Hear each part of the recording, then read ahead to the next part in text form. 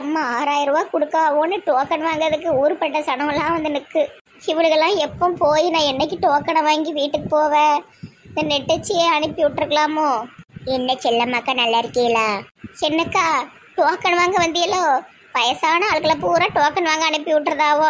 இந்த கொஞ்சம் வயசு பிள்ளைகளும் நிற்கலாம்ல லைனில். என் மவனும் மருமவளும் வேலைக்கு போயிடுவாவோ. எங்கள் அக்கா வயசானவ தான் இருக்கா. அதனால எங்கள் வீட்டில் நான் தான் வர முடியும். எங்கள் வீட்டுக்காருக்கு ரொம்ப கால் வலி வரும். எங்கள் வீட்டில் ஒன்று மருமகான்னு ஒன்று கிடக்கு. ஊர்காட்டெல்லாம் சுற்றும். சில வேலைகளை சொன்னால் செய்யவே செய்யாது. எதுக்கு இவ்வளோ பெரிய கூடை? அதான் டோக்கன் நிறைய கொடுத்தாவனா எல்லாத்தையும் உள்ளே போட்டுடலாம்ல. 6000 ரூபாய்க்கு 6000 டோக்கன் கொடுப்பாவளோ?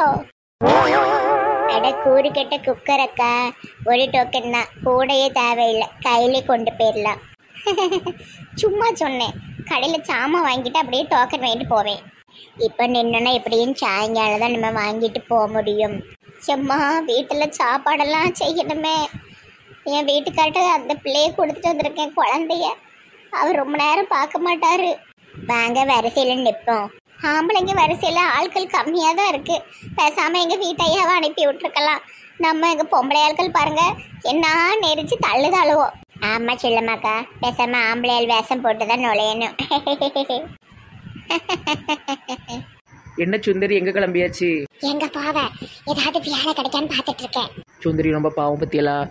நம்ம இவ வேலையில் மணலி போட்டோம், இன்னும் வேலை நல்ல வேலை கிடைக்காம அலையுதா. இவளுக்கு ஏதாவது உதவி பண்ணணும்க்கா. என்னட்டி உதவி பண்ண? எனக்கு ஒன்றுமே தெரியாதட்டி.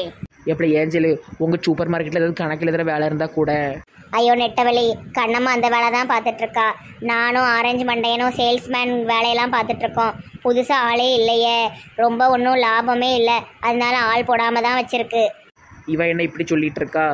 கேட்டி சுந்தரி, எங்களால் தான்ட்டி உனக்கு வேலை போச்சு. உனக்கு ஏதாவது உதவி செய்யணும் போல இருக்கு, என்ன செய்யலாம்னு சொல்லு. அம்மா நீங்களாம் ஒன்றும் செய்யாமல் இருந்தாலே போதமட்டி. அப்படியே எங்கள் கூட நடந்து ஏதாவது வேலை கிடைக்கான்னு பார்ப்போம். ஏட்டி சுந்தரி, இந்த வழியாக ஒரு தாத்தா நிறைய சால மீன் பெட்டியெல்லாம் எடுத்துகிட்டு வருவார். அதில் ஒரு பெட்டியை நாங்கள்லாம் காசு போட்டு உனக்கு வாங்கி தரோம். இந்த ரோட்டில் உட்காந்து விற்கியா? பாரமதி அக்கா, எதுக்கு என்ன இப்போ கூட்டம் வந்தியோ? என்னைய எனக்கு இந்த மாதிரி வேலைலாம் பிடிக்காது பார்த்துக்கிடுங்க. என்ன உனக்கு பிடிக்காது? என்ன வேலை உனக்கு பிடிக்காது? பேங்குக்கு வான்னு கூப்பிட்டேன். பேங்குக்கு என்னுடைய பர்சனல் விஷயமா நான் வருவேன். துணைக்கு கூப்பிட்டா பேசாம இரு. முட்டை பப்ஸ் வேணுமா வேண்டாமா? முட்டை பப்ஸ் வேணும். அதுக்கு நான் இளிச்சக்காக்கு துரோகம் பண்ண மாட்டேன். தயவு செஞ்சு இந்த இளிச்சக்கா கதையை விடு சரியா? இவருக்கும் எனக்கும் தான் பொருத்தம் கரெக்டாக இருக்கும். இளிச்சக்கா இளிச்சுக்கிட்டு தான் போவா, பேசாம இரு. இது பண்ணுற அலப்பறையில் கண்டிப்பாக அந்த ஆளுக்கு இதை பிடிக்கவே செய்யாது. சரி, ஒரே ஒரு வாட்டி நான் அழகா இருக்கணான்னு மட்டும் சொல்லிடு. முடிய வெட்டலட்டி, முடிய உள்ள கூடி மடிச்சு கேர்பின் குத்தி வச்சிருக்கேன். அப்பப்போ பெருசாகவும் முடிய விரிச்சு விட்டுக்கிடணும். இந்த மாதிரி கட்டையா. இது வெஸ்டர்ன் ஸ்டைலு. வெஸ்டர்ன் ஸ்டைலா? வெஸ்டர்ன் ஸ்டைலு நல்லாவே இல்லை. கழுதிக்கு தெரியுமா? கற்பூர வாசனை, கரும்பு வாசனை. எதையாவது உளறிக்கிட்டே இருக்காத. ஐயோ, இன்னைக்கு இந்த லெட்டர் எப்படியாவது அவர் கையில் கொடுத்துடணும். எம்மா எனக்கு கையெல்லாம் நடந்தது. வயசாயிட்டலக்கா, நரம்பு தளர்ச்சி வந்திருக்கும். வாங்க ஆஸ்பத்திரிக்கு போவோம். மெண்டல் கிறுக்கி, இது வெக்கம், காதலுடைய அறிகுறி. முதல்ல காதலிக்கிறவங்களுக்கு இப்படிதான் இருக்கும். உனக்கெல்லாம் என்ன தெரியும்? உனக்கு அரேஞ்ச் மேரேஜ் தானே. தாலியை கட்டிட்டு புருஷன் பயந்து வாழுவ போட்டி. இதெல்லாம் உனக்கு எங்க தெரிய போகுது? சார், உங்க ஒய்ஃப் வந்தாச்சு. பூச்சி அம்மாள் மேடம், ப்ளீஸ் தயவு செஞ்சு நிறுத்துறீங்களா? சார், நீங்க என்னோட பேரை இப்படி கூப்பிடுறதா சார் எனக்கு உங்களை வெறுப்பேத்தணும் போல இருக்கு. பூச்சி அம்மாள், அது என்னோட ஒய்ஃப், லவர் எதுவும் கிடையாது. ப்ளீஸ் அப்படி சொல்லாதீங்கோ. எப்ப பார்த்தாலும் பூச்சி அம்மாள்ங்கிறான். நல்லா இன்னைக்கு மாட்டி விட போறேன். Madam Skippy madam. யாத்தாடி, என்னைய ஆள் வச்சுல கூப்பிடுதாரு. பாட்டி கூப்பிட்டீங்களா? நல்ல வேணும், அது பாட்டியா? பேங்க் ஸ்டாஃபை இப்படிதான் சொல்லுவீங்களா? நான் ஒன்றும் பாட்டி கிடையாது. நான் பேங்க் ஸ்டாஃப். மேடம்னு கூப்பிடுங்க. கோபப்படாதீங்க பாட்டியம்மா. உங்க மண்டையை பார்த்து அப்படி சொல்லிட்டேன். சீச்சி, பாட்டியம்மாங்க பாருங்க. மேடம் எனக்கு அவங்க ராஜேஷ் சார் நம்பர் கிடைக்குமா? பூச்சி அம்மாள்னு சொல்கிறாங்களா? இதான் கரெக்டான நேரம். நம்பரை கொடுத்து மாட்டிடுவோம். நோட் பண்ணிக்கோங்க. 994433333143. யாத்தாடி, நம்பர்ல 143 வச்சிருக்காரு. அதுக்கு பேர் என்ன தெரியுமா? ஐ லவ் யூவை எனக்கு சொல்லாதீங்க, அவருக்கு சொல்லுங்க. உங்களுக்கு எதுக்கு சொல்ல போறேன்? பாட்டியம்மாவுக்கு. நான் அவர் நம்பரை சொல்லி பார்த்தேன். இந்த பூச்சி அம்மாளுக்கு எவ்வளோ கொழுப்பு இருந்தா என் நம்பர் கொடுக்கும். ஷிட். காதல் கடிதம் ஒரு பக்கத்துல இருக்கட்டும், மெசேஜை தட்டி விடுவோம். உருண்ட மூஞ்சிக்காரரே ராஜேஷ் ஐயா. மெசேஜ் போயிட்டு. ஓ மை காட், கடவுளே, இந்த பொம்பளை மெசேஜ் மேலே மெசேஜ் போட ஆரம்பிச்சிருச்சு.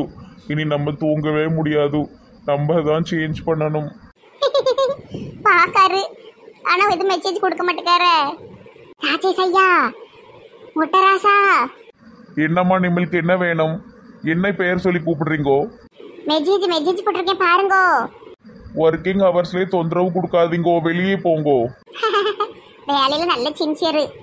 இந்த பாட்டி அம்மாவுக்கு ஏதோ ஒரு பேர் வச்சா என்ன சொன்னாரு? பூச்சியம்மா. பூச்சியம்மாக்கு நன்றி சொல்லிட்டு போவோம். பூச்சியம்மா பாட்டி ரொம்ப நன்றி. இப்படி தப்பு தப்பா பேர் சொல்றது, என்னைய பாட்டின்னு கூப்பிட்டா நான் உனக்கு எந்த உதவியும் பண்ண மாட்டேன். ஐயா மன்னிச்சுக்கிடுங்க, எனக்கு உங்க பேர் தெரியலையே, அதான் அப்படி சொல்லிட்டேன். இனிமே அப்படி பேச மாட்டேன். சரி, போய் நல்ல மெசேஜ் போட்டு ஃபோன் போட்டு உங்களுடைய அன்பை வெளிப்படுத்துங்கோ. பரவாயில்லையே, நல்ல மண்டலாம் நரைச்சு நாளைக்கு சாவு போற மாதிரி இருந்தாலும் நல்ல இந்த வயசு ஆட்களுடைய இதெல்லாம் புரிஞ்சுக்கிடுதியோ ஃபீலிங்ஸை. இந்த பின்னாடி ஒருத்தி நிற்கா பாருங்க, கொஞ்சம் வயசுக்காரி தான், கிளவி மாதிரி பேசுவா. சரி கிளம்புங்கோ. கேட்டி, அவர் போன் நம்பரே கிடைச்சிட்டு நீ லெட்டர் கூட எழுத வேண்டியது இருக்காது. அடக்கடவுளே, இந்த மெண்டல் நம்பர்லாம் வாங்கிட்டு இந்த இழிச்சவா ஒன்றும் செய்ய மாட்டா, ஒரு காசுக்கு ஆக மாட்டா. அந்த சரோஜம் மூக்கில் தான் குத்தணும். ஒரு நாளாவே நம்பர் வாங்கியிருப்பாளா கிறுக்கி. ஒயம் மெசேஜ் போன் போட்டுக்கிட்டு இருக்காதியோ, போலீஸில் கம்ப்ளைண்ட் பண்ணிடுவார். அவர் வேறு கவர்மெண்ட் ஸ்டாப் பற்றிலாம். ஆமாம், ஏதாவது டார்ச்சர் அது இதுன்னு கொடுத்தா கூட ஜெயிலில் தான் போய் கையிலேயே தங்கணும். ஆமாம், லவ் பண்ணுறோன்னு மெசேஜ் போட்டால் ஜெயிலில் பிடிச்சி போடுதாவோ. என்ன தேவை அழாத. அந்த பின்னாடி இருக்காங்க பேர் பூச்சியம்மாள் பாட்டி, அழகா எல்லாருடைய ஃபீலிங்ஸையும் புரிஞ்சுக்கிடுது. நீ ஒரு காசுக்கு ஆக மாட்டேன். பூச்சியம்மாளை பூச்சை கொண்டு கடிக்க விடணும். இனிமே போகிற காதல் கடிதத்தை உட்காந்து டைப் பண்ணி அனுப்பணும். இது ஒரு காதல் கடிதம் சைக்கோ. எப்பா, மழைக்கு அப்புறம் இப்பதான் துணியெல்லாம் காய போட முடியுது. நல்ல சொல்லுன்னு வெயில் அடிக்கி, துணி பூரா ஒரே புழுங்கல் நாத்தமால அடிக்கி. வீட்டுக்குள்ளே இருக்க முடியல, நாத்தம். அவ்வளோ துணி கொண்டு போட்டுறணும். எக்காவோ. அடக்கடவுளே, இது என்ன முடி கன்றாவியா புதறி விட்ட மாதிரி இருக்கு. எக்கா, இது பேஷனு. இப்படிதான் புதுசா கேர் ஸ்டைல் போடுவா. ஓவியாலாம் இப்படிதான் வச்சிருப்பா. ஏக்கா, நான் ஒன்றும் வெட்டல, உள்ள மடக்கி விட்டுருக்கேன். நமக்கு இதெல்லாம் தேவையாட்டி? நமக்குன்னு இதுக்கு என்னையும் சேர்க்க? உனக்கு வயசாயிட்டு உன் பிள்ளைலாம் சடங்காயிட்டு, எனக்கு அப்படியா? எனக்கு கூட கல்யாணமே ஆகல. இது எல்லாமே மேனேஜருக்காக தான் பண்ணிக்கிட்டேன். ஆமா, மேனேஜர் மொட்டையா தானே இருக்காரு, நீயும் மொட்டை அடிச்சுட்டு தெரி. தேவைப்பட்ட அதை கூட செய்வா இந்த பானுமதி. ஐயோ, மெசேஜ் பார்க்காரு, ரிப்ளை போட மாட்டேக்காரே. ஐத்தியம் முத்திட்டு மெண்டலை கொண்டு கீழ் பக்கத்துல தான் சேர்க்கணும். ஹாய் பகஜ மாட்டி, எப்படி இருக்கீங்க? மொட்டை மாடியில கொண்டு துணியெல்லாம் காய போட்டு இப்பதாண்டி வாரேன். எக்கா, இந்த சுந்தரி பிள்ளைக்கு ஏதாட்டும் உதவி செய்யணும் போலயே தோணுதுக்கா. ஏன் திடீர்னு ஞானம் பிறந்திருக்கு? ஞானம் இல்லை காமாட்சி அக்கா, துணி அன்னைக்கு ஆத்தோட போச்சு, எடுத்து கேட்டதுக்கு தரமாட்டேன்ட்டாலாம். சாதி பார்க்குறவங்களுக்கு அந்த பையனுக்கு இந்த இழிச்சக்கா மகளை கல்யாணம் பண்ணி கொடுக்க மாட்டேன்னு சொன்னவங்களுக்குலாம் நான் துணி தரமாட்டேன், ஆத்தோட போட்டோம் அப்படி இப்படின்னு பேசியிருக்கா. அது எனக்கு ரொம்ப சந்தோஷமா இருந்தது. ஆமாட்டி, யாரோ எனக்கு சொன்னாவோன்னு நினைக்கேன். நல்ல பிளேட்டை பத்தியா? என்ன இங்கே மீட்டிங் என்னை விட்டுட்டு இப்பதாண்டி வந்தோம், உட்காரு. என்ன சுந்தரி, எங்க கிளம்பியாச்சு? எங்க போவ, கழுத கேட்டா குட்டிச்சருங்கிற மாதிரி நீங்க எங்கெல்லாம் இருக்கீங்களோ அங்க சும்மா சுத்திட்டு இருக்கேன். சுந்தரி வேலைக்கு போறலாமா? பஞ்சாயத்து தலைவர்கிட்டையும் அந்த பாட்டிக்கு வடிவு பண்ணிட்டையும் அதுக்கு போடுற பிச்சை காசு எங்க பத்துது? பிள்ளைக்கு பால் வாங்க கூட பத்த மாட்டேக்கு, எரிச்சலா இருக்கு. இந்த சுந்தரி கழுத கணக்கு பார்க்க வராம இந்த வேண்டாதவளுக்கு கூட பேசிட்டு இருக்காளோ. இப்ப அவளை எப்படி அவமானப்படுத்துற பாருங்க. ஏட்டி சுந்தரி, என்ன கிளவி வந்து கத்திட்டு இருக்க? கிளவி ஆமல கிளவி, மதியம் 2 மணிக்கு கணக்கில் வரணும் தோட்டத்துக்கு, தெரியாதோ? வந்துரு பத்துக்கோ, சம்பளத்துல 10 ரூபா பிரிச்சிருவேன். ஆமா, நீ கொடுக்குற சம்பளமே பிள்ளைக்கு பாலுக்கே பத்தல, இதுல 10 ரூபாயை பிடிச்சிட்டு நான் உனக்கு வாசியில வேலை பார்க்க. டைமுக்கு வரலன்னா அதுதான் கேதி. மரியாதையா வந்துரு. 2 மணிக்கு நீ அங்க இருக்கணும். நீ 1:45 தான் ஆகுது கிளவி, 2 மணிக்கு நான் அங்க இருக்கேன். நீ திருவாயை மூடிட்டு போ, நாத்த கிளவி. இவளுக்கு கூட நீ சேரு நல்லா உருப்பிட்டுருவ. ஐயோ, இவங்க யார் தெரியுமா? இவங்க தான் இந்த ஊருடைய கலெக்டர் அம்மா, கருங்கலவி கலெக்டர் அம்மா, கோணவாயி கலெக்டர் அம்மா. ஆமா, இவ மட்டும் 5-6 படிச்சு கிழிச்சுட்டா. இவளே தெருவா தெரியுறா. சரி, இந்த பாட்டின்னு இப்படி எடுத்தறிஞ்சு பேசுதாவோ? இந்த வேலைக்கு நீ ஏண்டி போயிட்டு இருக்க? வேண்டான்னு சொன்னா புருஷனை சோடு போடுவாரு, போக்காங்கிட்டு. சுந்தரி, நீ கவலைப்படாதட்டி, நீ கிளம்பிட்ட வேலையை விட்டுரு. உனக்கு ஏதாட்டும் பிஸ்னஸ் பண்ணித்தரேன். எனக்கு ஒரு தாத்தாவை நல்லா தெரியும் பார்த்துக்கோ. அந்த தாத்தா வந்து மீன் பெட்டியாக கொண்டு பெட்டியாக விற்பார். ஒரு பெட்டி எடுப்போம், விற்போம். ஒரு நாள் வியாபாரம் என்ன ஆகுதுன்னு பார்ப்போம். அதே மாதிரி தினமும் ஒரு பெட்டி எடுத்து வித்துருட்டி, உனக்கு நல்ல லாபம் வரும். பெட்டி வாங்கினது போக எக்ஸ்ட்ரா ரூபாய் நீ எடுத்துக்க. அப்படி செய்வோமா? இக்கா, நாளைக்கு நம்ம எல்லாரும் சேர்ந்து இவளுக்கு ஒரு பெட்டி வாங்கி கொடுப்போமாக்கா? மீன் பெட்டி. ஒரு பெட்டி எவ்வளவு டீ? ஏக்கா, ஒரு மீன் பெட்டி 1000 ரூபா இருக்கும்க்கா. எப்படி நம்ம ஒரு 1500 ரூபாய்க்கு வித்துட்டோம்னா 500 ரூபா அவளுக்கு லாபம் தானக்கா ஒரு நாளைக்கு. சரி, ஃபுல் அமௌண்ட்டே நானே கொடுத்துட்றேன். ஃபர்ஸ்ட் அவங்க விற்கட்டும், அதுக்கப்புறமா அதை அசலை போட்டு அவங்க எடுத்துக்கிட்டோம். ஒரே ஆளை பிரியா எனக்கு கொடுத்தா எனக்கு ஒரு மாதிரி இருக்கும். எல்லாரும் ஷேர் பண்ணி கொடுங்க, ஒரு ஆள் மட்டும் கொடுக்க வேண்டாம். இல்லை சுந்தரி ஆண்டி, எல்லார்ட்டையும் இருக்கான்னு தெரியல, அதனால தான் நானே கொடுக்கறேன்.